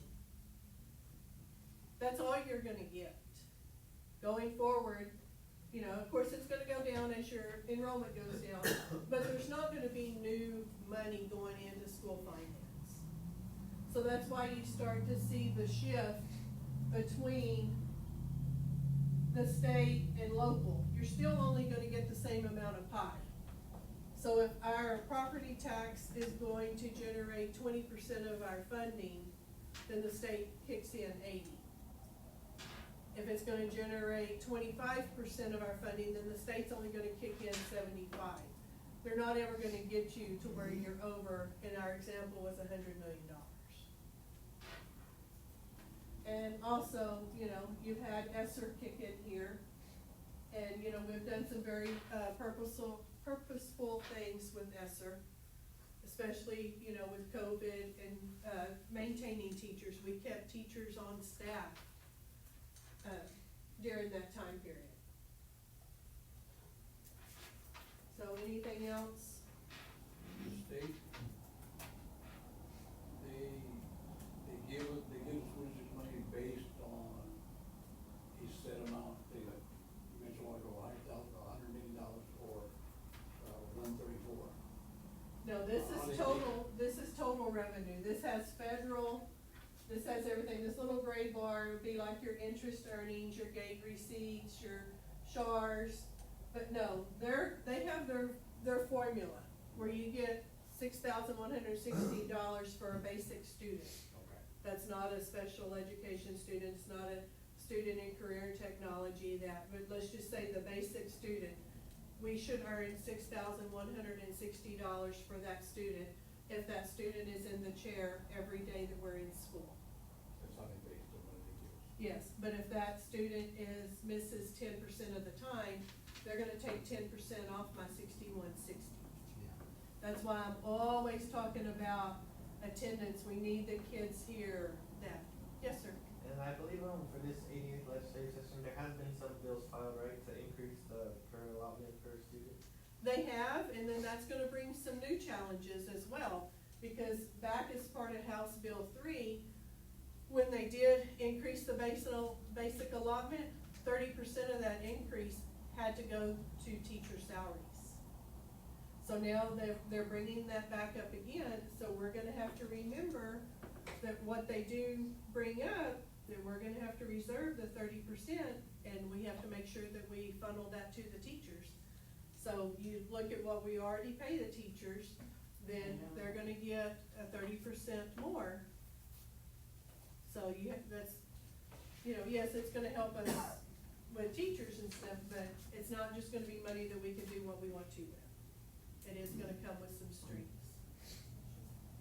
They're also thinking about, some of the bills, instead of like the attendance of per how many student is enrolled. That would be nice if they would pay on enrollment. Because, when we have a classroom, I can't say, well, your students come 90% of the time, so I'm only gonna give you 90% of the desk, 90% of the textbooks. You can't, you have to staff and have supplies and everything for every child that's enrolled, even if the child only comes 50% of the time. So you have to prepare for every child, but we only get paid for that student in the amount of time he's in the chair. It's also different, where like, someone comes from a charter district, like the money won't come with them until like the next school year. No, I don't think so. I mean, once the kid is enrolled in our school and he's attending, we get funds on that student. That's, Based on our metrics. that's a piece of addition that we have to do frequently. What you may be referring to, because there's three key legislative actions that are gonna impact us significantly. You already mentioned one, the enrollment versus ADA, we can get paid on enrollment, that would be fantastic. The per pupil allotment increase, the third one is the voucher system. With, opening up borders and choice for kids, if the voucher system gets approved, that would mean, monies also go to private schools. Now, we're not competing just against charters, there's also the competition for the dollar against the private schools because the money would fall with the student. So those are three key things that we need to monitor. Do we know how many students we have that live outside of the district? I don't know off the top of my head, I know where I can find that information. Can you throw out a number About or a percent? More or 347, less? about 347 this last, report. So what would that percent be on that? About 5. Yeah, we've got about 8,300. So do we have a targeted goal on how we want that to incrementally increase? Cause we opened the borders so we could draw in some folks and, we've talked about marketing and promoting, all the wonderful things that are happening actually. Do we have a tracking system for that to see what are we expecting year 1, year 5, year 10? And where are we with regard to that? Are we doing any of that or? We are tracking, and there's 2, 3 things in that statement, right? We thought, yes, we need to track students from outside of the district, but we also need to work on retaining students that are in the district and have chosen to go outside of the district. And then we have the partners that now we have partnerships, right, as part of your application process. When our board approved these applications and we brought the recommendations to the board, there was a plan to increase enrollment every year. So that's a 3-pronged thing that we're addressing, because what are the targets? We have 347. The target was to have, I don't know that our targets intentionally were to attract 500 students from outside of the district. But our targets were to increase enrollment by certain percentages, particularly when we went out for the 1882 partnerships. So those are the things. Go ahead, sir. No, so what you're saying is we know we're gonna lose so many. So, you know, because, there's less and less young families in the Yes. community here. The birth rate. So we're gonna lose kids, so I'm sure there's guesstimates that we could have on that. Yes. And if you know you're gonna lose that, but your goal is to increase enrollment, How do you make up that then, difference? then you need to have that number, so you know how many you need to attract and Yes. make that number a positive outcome. Absolutely. I would think that would be critical that. And we still have a really good we should opportunity where kinda the be ones are looking at here. that. We looked at that, 4 years ago, actually 3 years ago, and we had approximately 2,700 students who should have been in here. And we had about 718 that actually went to one of these campuses down the road, and I think 900 at another campus. So, and that was over time, we did a study of kids in K through 12. How many of those students either started or should be enrolled in it? That was the hypothesis, how many students we came up with that number. So we have students who are in the district that aren't in our schools.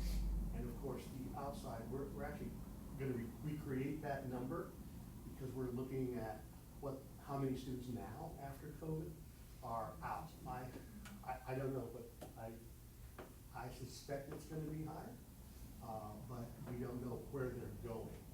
So that's the one thing that we were doing in the process of now, working on with our teams, our SIS, to see what kids have gone, where they've gone, where they're going to, where they're coming from. And then how many in the district that should be in the district that are not. And the goals inside the contract, for every operating partner, they set goals of the number of students that they project over time.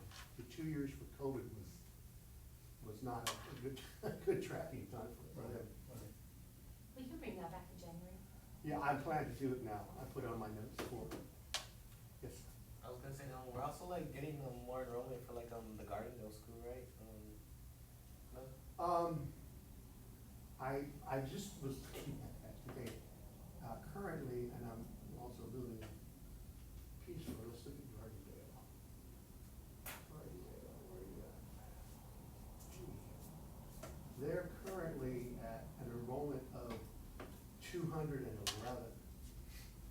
Their previous enrollment was about 441 when we had our school there, when we were dropping off there at 211. They have a capacity of 564 students, so our goal is to start increasing these numbers. So they have room to grow, all of our campuses have room to grow. It's a matter of getting out there and attracting them. So we're gonna generate this list so we can go and start actively recruiting them in January. I mean, like actively calling, sending out things.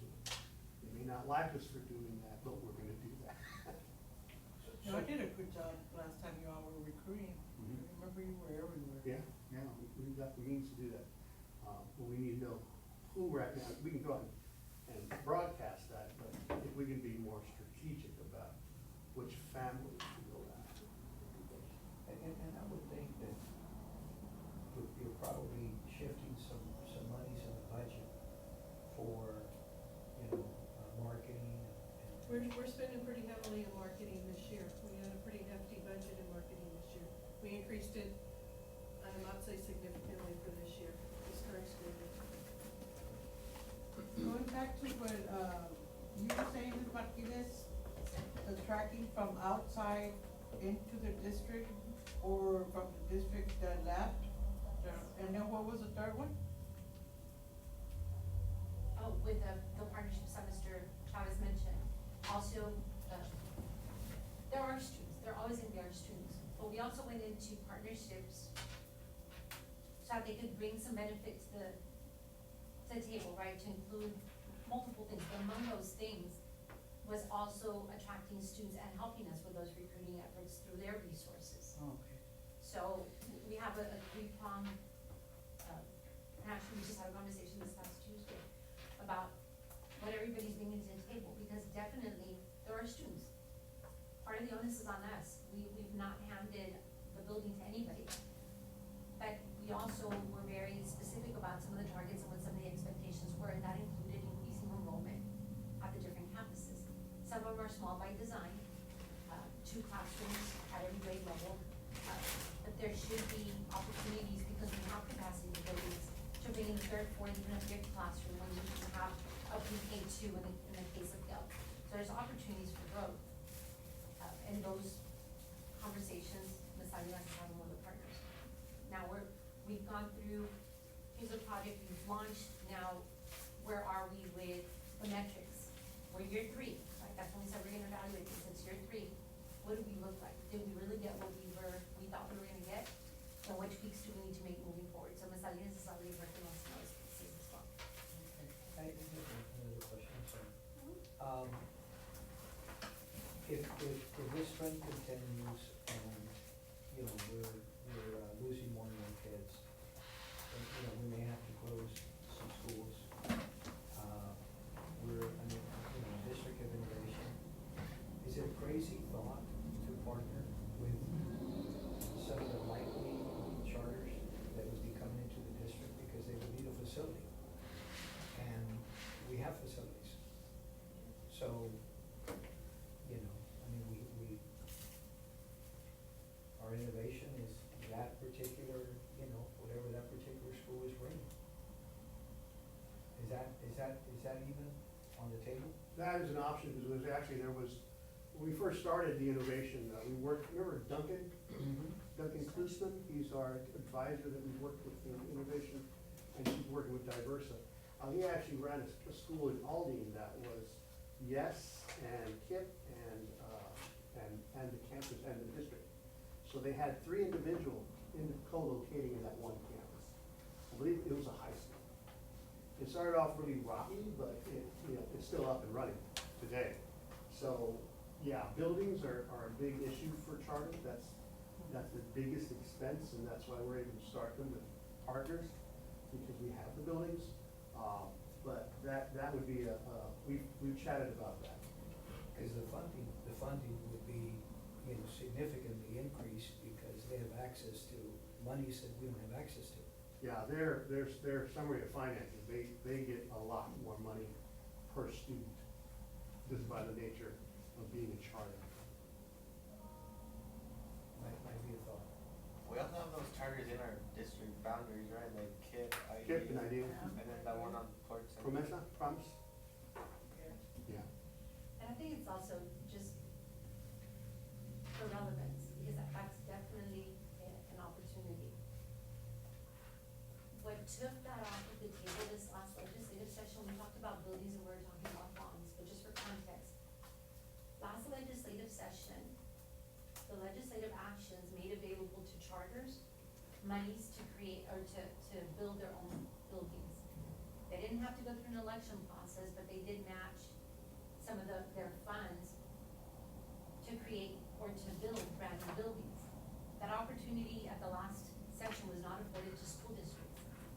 So while 2 years ago, and so this next legislative session, right, depending on what monies are available for expansion, that may very well be an option for us to put on the table. But if the legislature decides to match funding for new buildings, and when we have to offer us a facility that they're gonna rent and have to come in do massive amount of renovation, and I don't have money to match that. So if I even have a 50% contribution from the state to build a brand new building, and coming into a facility that's aged and may need a lot of monies to bring it up to par, and I'm not getting any funding, so my dollar here is gonna get me, in a new building, is gonna get me much better return than sinking it into a building that's aging that I'm gonna have to do repairs. So that option, Mr. Soto, is really gonna be contingent on what options they have available, they meaning the charters, are gonna have available for their expansion projects moving into the future. So depending on what the legislature does to allocate or not allocate funds, that may give us a lot of leverage if the funds are indeed running out and they're not gonna do matching anymore. And with that example, I mean, you're saying it's cheaper for them to level one of our buildings and rebuild one? Potentially, depending on the land, or just go find something else, it's That could be- location, That it's could be part of location, the partnership. location. Yeah, I think if you were, when we went to Wetsy, or we sold Wetsy, they still have the building there. And Yes. Their biggest I thought challenge they were gonna level that. demolition of that building. I think they wanted to, there's like having a conversation about preserving Lincoln Elementary School now. Yeah, they had, they actually, when we were planning that whole Betsy part, that new addition, they talked about having inside the new addition a location to kind of pay homage to the history of that particular school. And, yeah, I think now they're at a point for, to do that. But there's a lot of renovations that have to happen to that building. They have ribbon cutting in January, right? I don't know. I I know talked to they've done Gene, tours. when they were here the other night. Do you know if they'll keep the plaque that says Lincoln Elementary? I don't know. That's theirs. That's it. That would be good. Yeah, it was a real, it's a real, takes a lot of time to keep that building. All right, so is there anything else y'all want to look at here on this particular graph? For his, So why is the little gray bar less now? You mentioned it was several things, right? Well, a lot of it is our interest earnings on our investments. Oh, okay. Remember, here, the last couple of years, it's been like 0.09%. Of course, now, right now, it's nice, and we're gonna keep maximizing that at the best we can.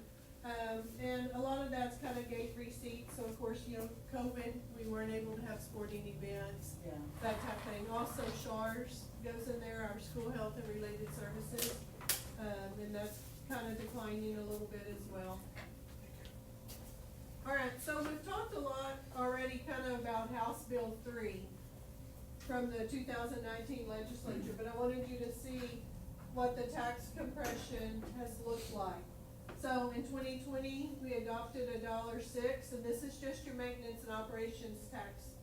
So that's not debt service. You adopt two different rates. You adopt a maintenance and operation rate, and you adopt a debt service or interest and sinking rate. So you can see that over the last 3 years, that the maintenance and operations tax note has gone down, and it will continue to go down. They're still talking about tax compression, and the rate's gonna go down. You can see the interest in sinking was the same for 2 years, and this last year, it went down about 2 cents. And a lot of that was the refunding of the bonds, in addition to, we'll see, well, we can see it here also on our assessed value.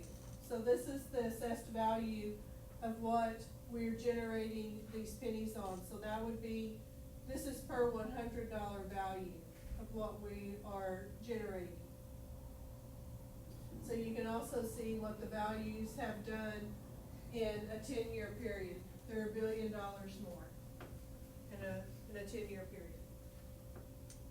Even though the taxes have gone down, and we talk about it for the $100,000 valuation, our taxpayers, even though that, when they talk about, the legislature talks about tax relief, because this number, the assessed value, keeps creeping up, our taxpayers don't really, it could be a lot worse, but our taxpayers aren't really seeing the relief, just because those property values have spiked up so much.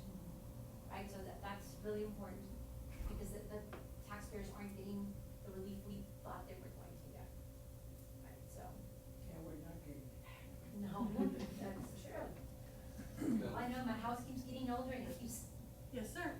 more money.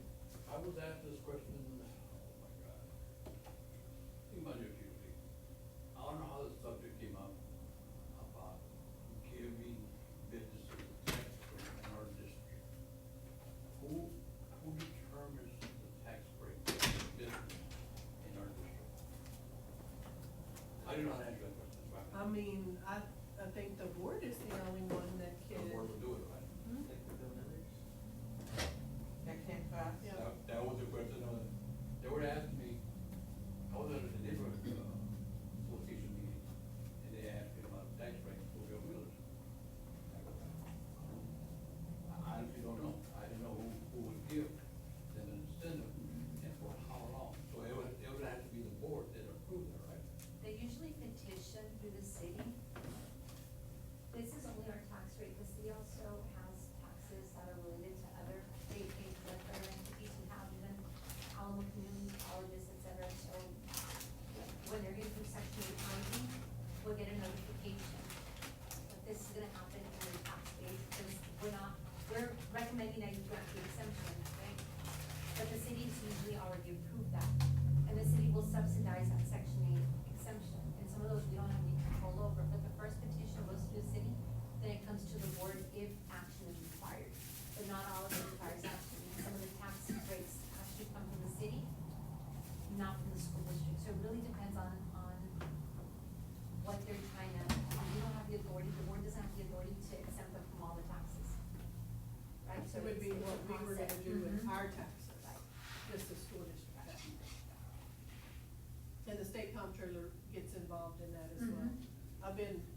had that in my, previous district, especially with the solar farms.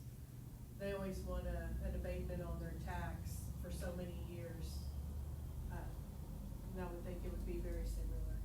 Just as a huge point of reference, because if we bring something to the board, and always keep this in mind, if we bring something to the board to abate someone's taxes or reduce taxes or give any type of tax incentive, the state calculates our taxes, like when we do homesteads, right? We don't have an additional homestead exemption. There are districts that say we're gonna, do $100,000 exemption, that's above what the state requires, right? Anything that we do in that kind of debt forgiveness, the state counts as you could have collected another $1 million and you chose not to. Right, so going back to those blue versus the state versus the local funding. So if we could have collected X amount of dollars and we chose not to, the state counts it as, you could have collected it, you didn't, we're not gonna make up that $1,000, that's why the controller gets involved. So that's like a penalty. It is, and I'm not saying that's necessarily a bad thing, if you're getting other benefits, so when you're approached about things like that, there's pros and cons to all that, because you think economy, right, it can bring in jobs, it can bring in students, it can bring, that's absolutely true. When we look at that, it's just it's a calculation as far as, does the benefit outweigh the cost? Because we will get penalized at the other end. So, and a lot of times the benefit will outweigh the cost, right?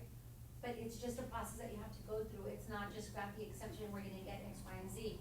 There's that other part of the state that's saying, well, you could have done that and you didn't, we're not gonna subsidize that $1 million. Because again, they're trying to keep us at a certain level of funding, whether it comes from local or state. And if we forego some of our income, they're not gonna throw it in from their bucket. So just something to keep in mind.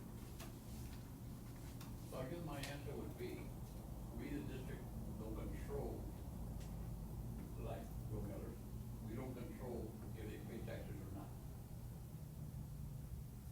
The board would control what EISD would tax. That's the only thing you would have control over. Bear County's still gonna tax them, the city, and that type of thing. You can only control, the board can only control what you want to do. Okay. Yeah, Once it gets to Makes sense. the board. yeah, once it goes, up for a vote and you look at the pros and cons. No benefit to it. Bottom line.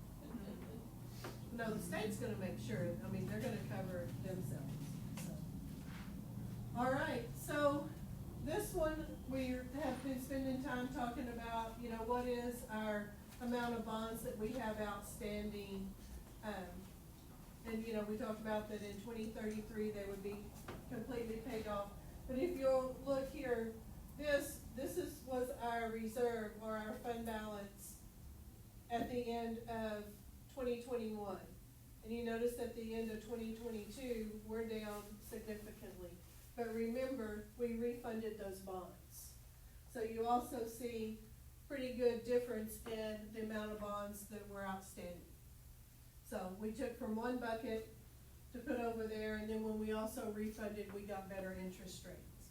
I'm thinking about all these districts now that have gone out for, a $600 million bond, and I'm thinking, oh, they're gonna sell it, and what are interest rates right now? I think when we refunded, it was a good time, and we've got really good rates, and make it easy to get it paid down. So that bond money dates back all the way to 2013? That was the original amount? No, not the original amount. 2013, that was the amount that was on the books of 2013. But we've refunded them a couple of different times throughout that period. So all we owe now on the bond is 56 million, 56 million. like in total, like all the bonds that we've done in the past. So how does a bond work? It's like, you're borrowing the money and then like, how much it'll be worth in like that 30 years? No. The investors do that, but when we sell it, we get our money and we're able to do what we said we were gonna do with the bond, whether it's build a new elementary or whatever. And then we're just making payments. It's like you go buy the car and now you gotta pay for the car. So right now, we're paying for the car. So we'll pay the principal, then we're gonna pay interest. bonds, raise property taxes? Yes. Yeah, I mean, Yes. That's why it goes out for a vote, right? yeah, I mean, that's why There. here. So if we went out for $100 million bond right now, based on our current, taxable value, our tax rate would go up about 27 cents added to that. For every $100? Yes, for $100 valuation, yeah.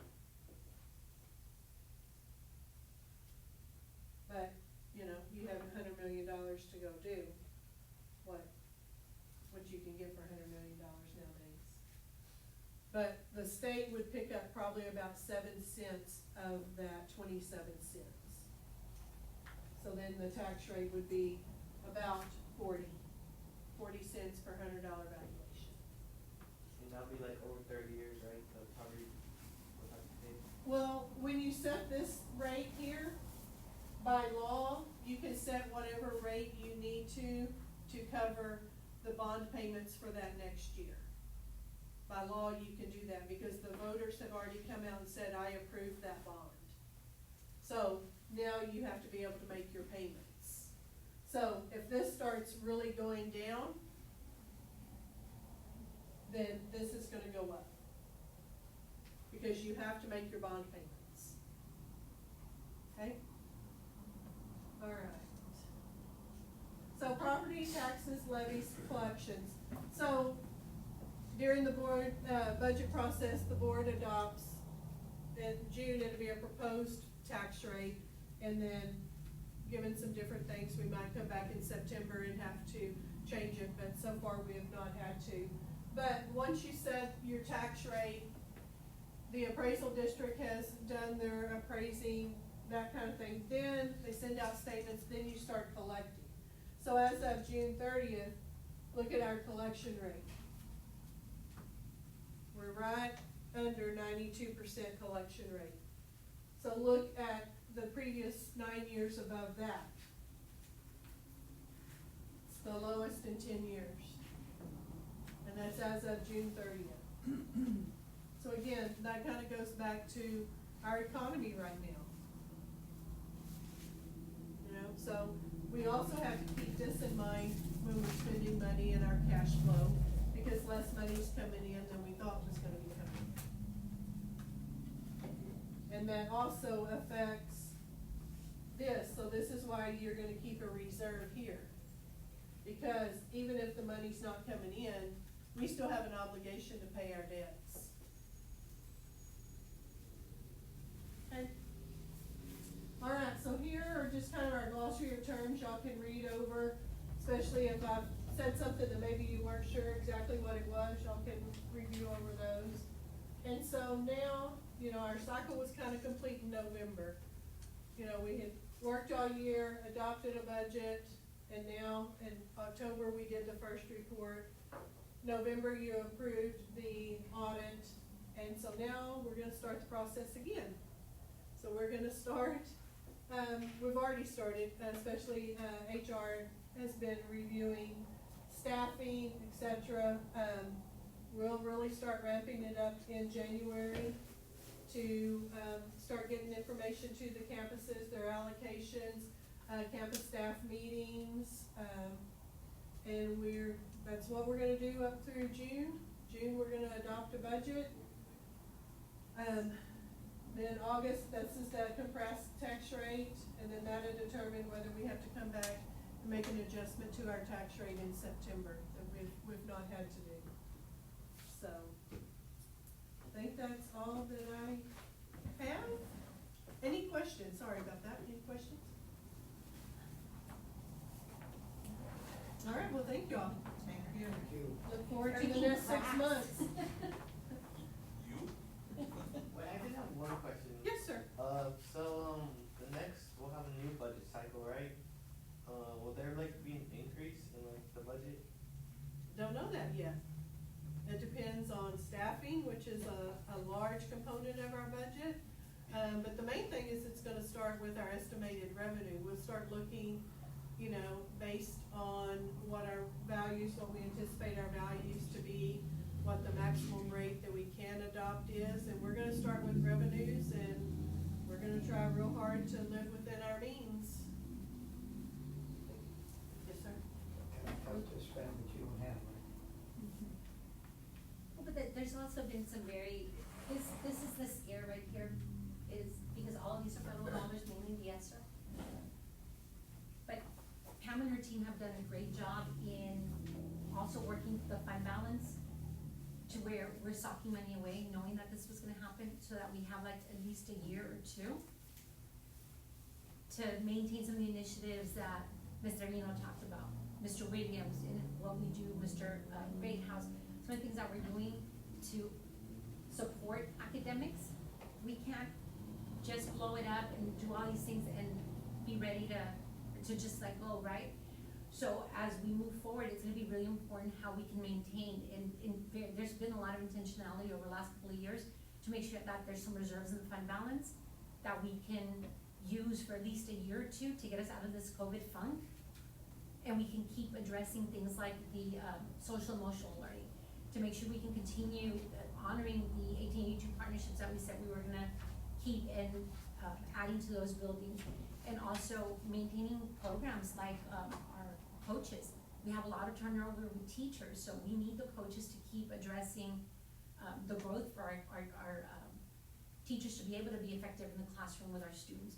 So some of those things, we may not be able to balance budget, but we've intentionally left some monies behind so that we can maintain at least for the next year or two, and give us and our students and our teachers a running start going into the next few years. So that's gonna be interesting. And then it's the legislative year. That's always interesting too.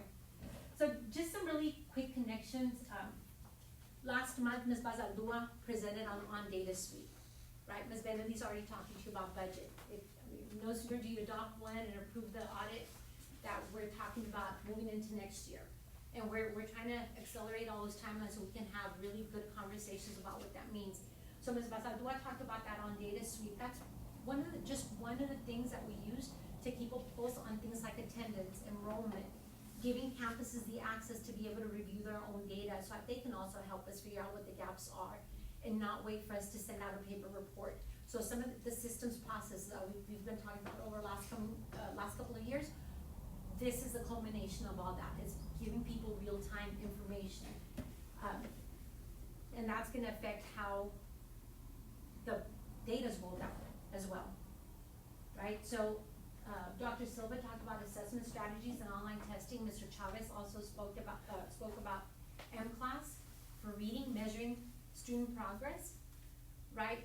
Mr. Greathouse comes right back in and says, you know what, we need keyboards for iPads. Our kids shouldn't be touching a keyboard for the first time in 3rd grade, right? So doing some backwards designing in what gaps we had and coming in to fill those gaps. That's a constant process that we go through, right? And he's,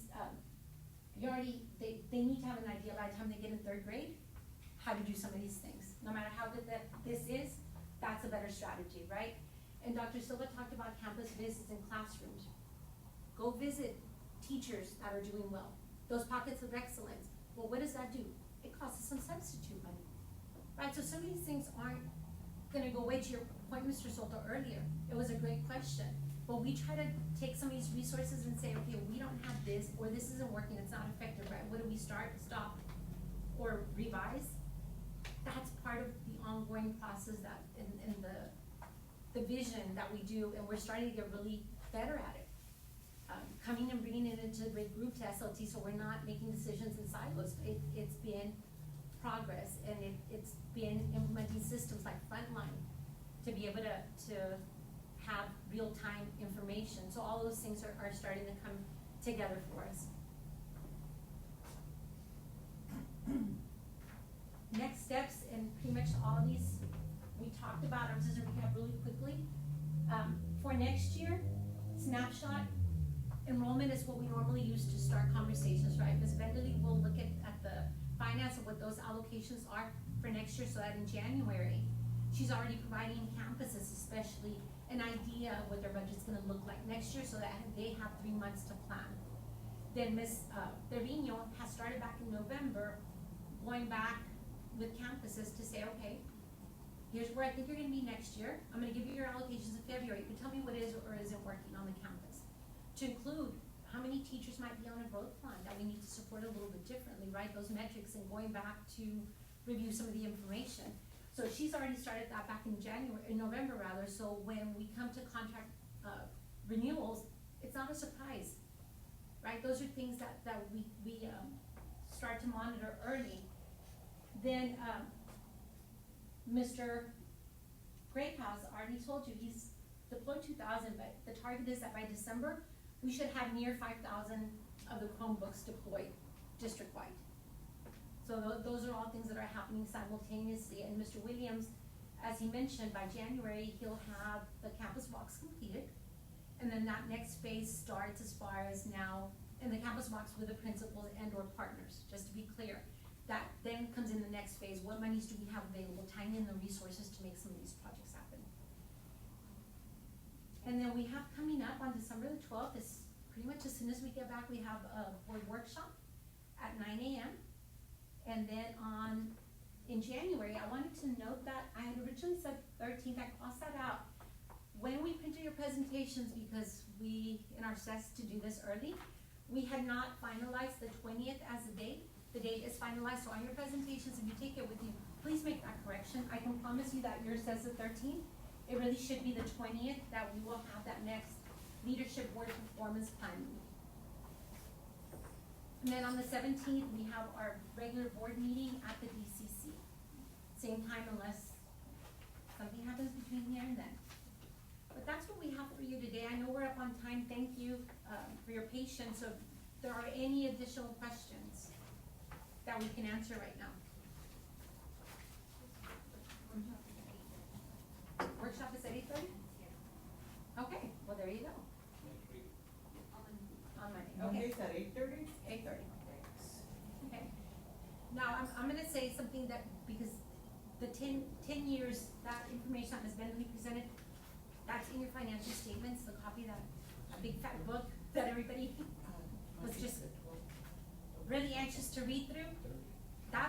There's a lot of work that goes into that audit, and to put 10 years of data together, so thank you for that.